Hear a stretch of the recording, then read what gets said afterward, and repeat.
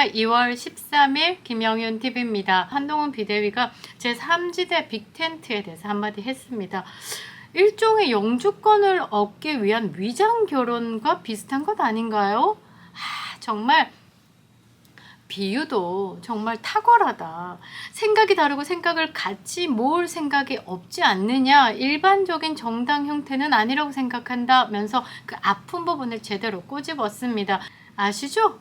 이준석이 발끈해서는 조급함의 표현인가? 라고 애써 이야기를 꾹꾹 누르는데요. 한동훈 비대위원장은 조급할 게 전혀 없죠. 지금 똥줄 땡기는 것은 3지대 빅텐트를 운운하는 그 안에 보수의 깍두기로 들어가 있는 이준석이겠지요. 저는 이낙연의 제3지대의 큰 그림을 봤어요. 오늘이 아니어도 내가 갈 길은 그것이다 라는 것. 지금 전체 총선판이 어떻냐면요. 그 이재명 같은 경우는 본인의 사당화가 포인트예요. 4월 총선이 중요한 게 아니라 8월 전당대회 때 또 한 번 내가 당대표로서 그립하고 방탄을 진행할 수 있는 그 포인트로 가고 있다. 그래서 지금 분당까지도 치닫고 있는 거죠. 지금 민주당 안에서 친문 학살, 친명을 넘어 찐명 공천을 주로 하다 보니까 이 학살, 공천 학살을 당하고 있는 이제 문파들이 이제 이낙연의 제3지대 그 새로운 개혁의 신당으로 갈 수밖에 없는 구조. 그것을 막기 위해서 지금 이재명이 열심히 전화를 돌리고 있다는 것. 이낙연은요, 지금 포인트가 그겁니다. 이 3지대를 키워서 이번 총선에서 승리하겠다가 아니라 이낙연이 이재명을 타겟으로 잔잔바리로 스크러치를 내겠다. 왜? 이재명에게 타격을 입으면 그 후가 어떤 플랜이냐? 본인의 대권 과도, 그리고 문파의 흡수와 문파의 도움으로 그 지금 민주당 비틀어지고 기형화되어 있는 민주당이 소멸하고 본인에게 오는 민주당으로 새롭게 부상한다. 이 플랜으로 지금 가고 있는 거예요. 그렇게 생각해 보면 이준석이 거기에 보수의 깍두기로 들어가 있지만 이준석의 쓰임은 없다. 결국 총선 전이냐 총선 후냐 버림을 언제 받느냐 시간의 차이일 뿐 이준석의 갈 길은 정해져 있다. 표갈림 정도는 아프지만 괜찮다 라는 거죠. 그래서 지역구를 호남 쪽의 지역구는 이낙연 대표가 맡고요. 영남 쪽에는 이준석 당대표에게 책임을 좀 넘기고요. 서울 경기권은 종천, 이원욱 이렇게 양향자, 금태섭에게 지역을 맡겨서 지역구 배분을 하고 지역에 대해서 출마 의사를 던진 예비 후보들이 아마 던져질 거다. 이렇게 계산을 하고 있는데 이준석 같은 경우는 수도권 대구 등 5곳에서 6곳을 총선 출마지로 검토하고 있다. 얼굴 색 안 좋습니다. 왜냐하면 본인은 비례 2번으로 원하고 있지만 지금 상황으로 봤을 때 본인이 비례라는 빗자만 꺼내도 이거는 난리가 날 거기 때문에 지금 어쩔 수 없이 지역구 출마로 가야 된다는 거죠. 지금 죽을 마실 겁니다. 그런데 더 이준석에게는 전국이 험지기 때문에 대구 영남권 출마에 대해서 고민을 한다. 수도권도 고민을 한다. 가장 힘든 지역에 출마를 한다고 했으니 그냥 노원에 출마를 하는 것이 맞다. 왜냐? 그동안의 노원병이 국민의힘의 험지가 아니었지만 이준석의 출마로 인해서 국민의힘의 험지가 돼버렸죠. 이준석이 3번 내리 낙선한 그곳이 전국 험지 중 가장 험지지 않을까. 가장 험지를 찾아가겠다라고 했던 이 이준석 당대표에게 딱인 것은 다시 돌아가 연어처럼 노원병이라고 저는 생각합니다. 지역구가 조정이 됐으니까 노원구에 출마하시는 것을 권해보도록 하겠습니다. 9일날 급하게 졸속으로 합당한 후에 3일차에 통합을 논했던 그 자리에서 이제 서열 싸움, 기싸움에서 진 게 보이더라고요. 그 대표 자리 마주보고 이낙연과 이준석이 마주보고 앉았어야 되는데 이낙연이 자 어디 한번 볼까요? 이낙연 왼쪽 자리로 이준석 당대표 앉으라. 그 왼쪽 자리는 보좌진과 비서들의 자리라고 보시면 되죠. 그래서 엄중한 바보형이라는 이미지를 가지고 있는 이낙연이 은근히 정치적 완전 눈구렁이 같은 그런 느낌. 이준석을 한번 꾹 꾹 눌러줬다.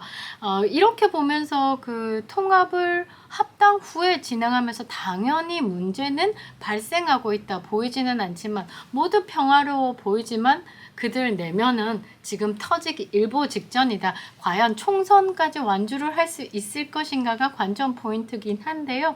아마 지금 돈 때문이라도 총선 후에 받는 국가 보조금에 대해서 그 돈 때문에라도 참고 있을 거다. 개혁의 신당 측에서 봤을 때 합리적인 의사 결정을 할 수 있는 구조가 확실히 수립됐다라고 이야기를 하는데 저는 그냥 이준석의 말들이 다 그냥 개소리로 보고 있습니다. 현재 전과 2범 이낙연 당대표와 전과 5범 김철근이 사무총장을 맡고 있고요. 전과 음주 2범 허은하가 수석 대변인을 맡고 있습니다. 그리고 성상납 혐의 무고죄로 검찰에 송치되어 있는 이준석, 그 다음에 하버드 학력 사기로 인해서 무고죄로 지금 고발이 들어가 있는 이준석 범죄 확정자라고 얘기할 수 있죠. 그리고 이준석이 다시 콜 도와주십시오. 내가 생각해보니까 이낙연 당대표에게 수싸움이나 기싸움이나 조금 밀려요. 돌아와주세요 할배. 김종인 할배에게 또 헬프를 청했습니다. 김종인 할배가 들어와서 공간위원장을 맡는다고 하면요. 전과 2범입니다. 어떤 전과냐면요. 뇌물입니다. 뇌물. 1993년에 동아은행에서 뇌물수수 혐의로 의원직을 상실했고요.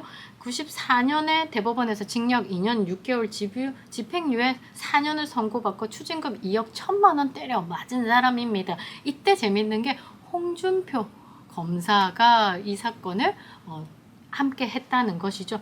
그렇게 보면요. 개혁의 신당의 전과자들이 당 사역에 자리 잡고 있다. 드글드글하다. 아마 그 지금 현재 제가 처음에 그 개혁의 신당의 양향자와 합당했을 때 양향자 2당 800만 원짜리 이거 줍줍줍 할 것이다. 그런데 한동훈 비대위에게 수싸움에 져서 현역 의원들이 탈당하고 들어올 일은 없을 것이다 라고 마무리를 지었는데요. 이제 돈이 있습니다. 의원의 수대로 기호 1번은 더불어민주당이고 2번은 여당임에도 불구하고 국민의힘입니다. 이제 3번 정의당을 제끼고 7명 정도 확보를 하면 기호 3번을 받아요. 현역 의원. 이제 이것 때문에 이제 줄다리기 들어가고 또 이제 스카우트하는 부분에 대해서 힘을 쓸 건데요.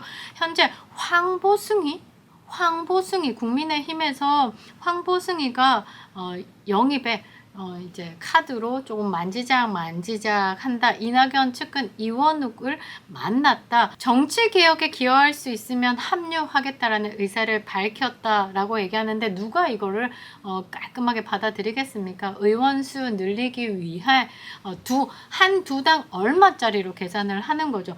지금 현재 황보승이는요 기소되어 있습니다. 2023년 10월 16일에 불법 정치자금법 위반, 부정청탁 등 불구속 기소되어 있는 상태라 의원직 마지막 남은 의원직 딸랑딸랑 거리고 있습니다. 녹취록 들어보시면요. 이재명의 형수 욕설 못지않은 욕설을 하시는 분입니다. 아무리 그래도 현역 의원 4명, 지금 조홍천, 이원우, 김종민, 양향자까지 4명 있으니까 기호 3번을 달기 위해선 3명이 더 필요해요. 그 3명의 황보승이 보겠다라는 거고 이게 다시는 출마하지 못하고 정치 생명이 끝나는 사람들을 모아보지 않을까. 뭐 이럴 것 같으면 윤미향도 부르고 뭐 다 불러야죠. 그렇지 않습니까? 이 개혁의 신당에 가면요 정치 인생 다시 도전하기 힘들다라고 봐야 되는 겁니다. 왜냐? 이준석 같은 경우는 이제 좌파의 품에 안겼습니다. 다시는 돌아오지 못한다. 개혁의 신당, 기존 개혁의 신당의 당헌에 사회적 보수를 명시했음에도 불구하고 좌파 진영, 진보 진영 그쪽으로 가버렸기 때문에 이제 더 이상 돌아오지 못하는 강을 건넜다. 그 강을 건너서 두 번 다시 정치를 하지 못하더라도 돈 받고 선거 보조금 받고 조금 재미 좀 보겠다 하는 사람들이 이 당에 들어가지 않을까 보는데요. 국회의원 5명, 지역구가 있는 국회의원 5명, 그 다음에 전국 유효 투표 총수 3% 이상이면요. 득표 정당 3% 이상이면 그 국고 보조금의 5%가 들어갑니다. 이 5%를 받기 위해서 지금 똥줄 땡기는 것 같은데요. 현역 의원 5명을 영입하게 되면 15일 나올 경상 보조금에서 6억 정도, 6억 안팎으로 받을 수 있습니다. 오늘 13일차 이틀 남았으니 지금 의원 배지 떨어지고 다시는 정치판에 발들일 수 없는 사람, 마지막에 불나방처럼 뛰어들 사람들 찾겠다라는 거죠. 그리고 그 다음 후보 등록일, 지금은 예비 후보 등록했고요. 다시 진짜 리얼 후보 등록일이 3월 22일입니다. 마지막 등록일까지 그 현역 의원을 많이, 그 5명 이상을 보유하면요, 20억이 또 떨어집니다. 이 20억을 위해서 현역 의원 머릿수 늘려보겠다. 그 다음에 정당 기호 3번을 받기 위해서 7명까지 찾아보겠다. 이 작전인 것 같은데요. 되게 추잡합니다. 그래서 지금 이낙연 여유롭게 웃고 있죠. 왜? 이낙연을 보고 들어올 공천 탈락자들은 많기 때문에. 근데 이준석을 보고 들어올 사람은 이런 사람들 뿐이니 이준석이 여기서 훅 밀렸다. 그래서 김종인이 할배한테 이제 헬프를 원했는데요. 이 22대 국회에서는 이 정당법에 대해서 수정이 필요하지 않을까 저는 보고 있습니다. 이 국민 세금이 이렇게 허투루 나간다라는 느낌으로 이렇게 나가는 것에 대해서는 조금 단도리 할 필요가 있다. 물론 뭐 정당의 민주주의, 그다음 민생을 돌보라, 이런 의미로 보조금이 나가는 건 맞지만 이 정당의 보조금을 받기 위해서 지난 21대는 의원 꿔주기 두 많이 늘려서 60억 받아 챙기고, 저쪽에선 의원 모질하니까 더불어민주당에서 한두 놈 보내서 8명 만들어서 20억 떼먹고, 여기는 60억 떼먹고, 지금 이준석하고 이낙연이 있는 이 개혁의 신당도 5명 보유하니까 지금 15일날 6억부터 받겠다. 그 다음 가면요 20억도 땡겨 받습니다.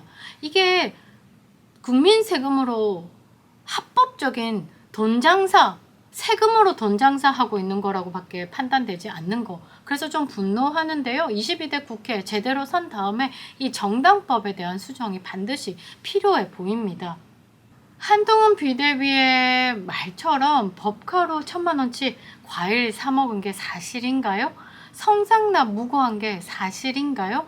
둘 다 사실이면 이재명, 이준석은 그냥 여의도가 아니라 구치소로 가는 게 답인 것 같습니다. 정의가 살아나는 세상 필요합니다. 세상을 바로잡는 22대 국회가 될 수 있도록 응원하고 지지하겠습니다. 김영은 TV였습니다.